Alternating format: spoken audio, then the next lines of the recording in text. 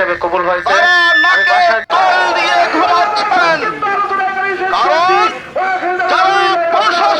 পেঁয়াজের দাম বাড়লো কেন?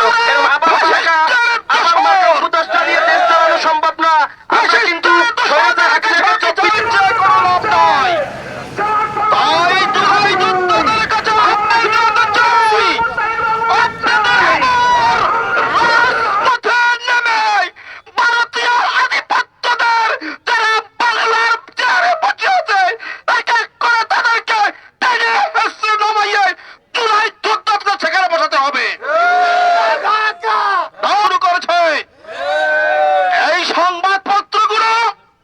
স্বাধীনতার বিপক্ষে ছিল,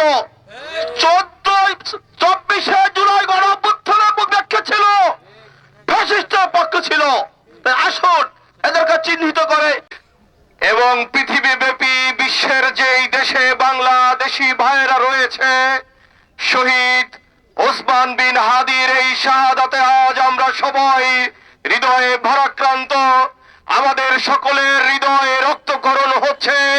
আমরা পটুয়াখালীর প্রান্ত থেকে আল্লাহ রাব্বুল আলামিনের কাছে দুহাত তুলে দোয়া করছি, আল্লাহ রাব্বুল আলামিন আমাদের সকলের প্রিয় ওসমান হাদির শাহাদাতকে তুমি কবুল করে নাও।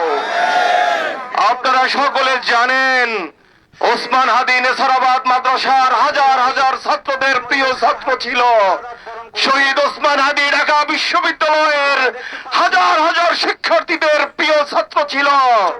শহীদ ওসমান হাদি মাত্র 32 বছর বয়স, বাংলাদেশের কোটি কোটি আবার বৃদ্ধ তরুণ ছাত্র জনতার হৃদয় জয় করে আল্লাহ রাব্বুল আলামিনের মেহমান হিসেবে আল্লাহর দরবারে আল্লাহ তাকে কবুল করে নিয়েছেন।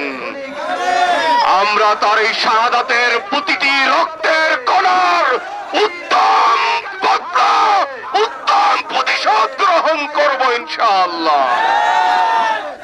আমরা এই বাংলাদেশকে যারা ভারতীয় আধিপত্যবাদের দাবেদার রাজ্য বানাতে চায়, আমরা তাদের দিকে হুঁশিয়ার করে দিতে চাই, বাংলাদেশের তাওহীদি জনতা, ইসলাম প্রিয় জনতা, এই আগামীর বুদ্ধিভিত্তিক লড়াই, আগামীর আন্দোলন, আগামীর বাংলাদেশ বিনির্মাণের আন্দোলন সুশৃঙ্খল ভাবে দীর্ঘ মেয়াদে আমাদের এই আন্দোলন চলবে।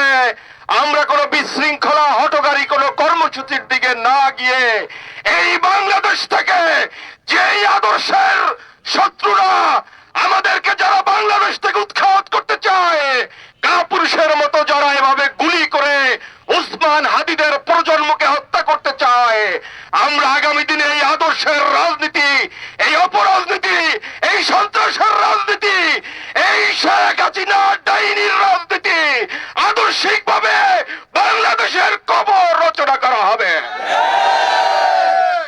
আমরা আমাদের এই শোককে শক্তিতে পরিণত করে যারা এদেশে ভারতীয় আধিপত্যবাদের রাজনীতি নিয়ে গেম খেলতে চায়, অনৈক্যের রাজনীতি সৃষ্টি করতে চায়, রাজনৈতিক বিভক্তি তৈরি করতে চায়, রাজাকার রাজাকার গেম খেলে ভারতীয় আধিপত্যবাদের দাবার ঘুঁটি চালতে চায়, আমরা সকলের কাছে আহ্বান জানাই, বাংলাদেশ আমাদের সকলের, হিন্দু মুসলিম বৌদ্ধ দলমত নির্বিশেষে সকলে আমরা বাংলাদেশে ঐক্যবদ্ধ বাংলাদেশের পথে যারা অন্তরায় হতে চায়, আগামী ফেব্রুয়ারির নির্বাচনে জনগণ তার উপযুক্ত জবাব দেবে ইনশাআল্লাহ।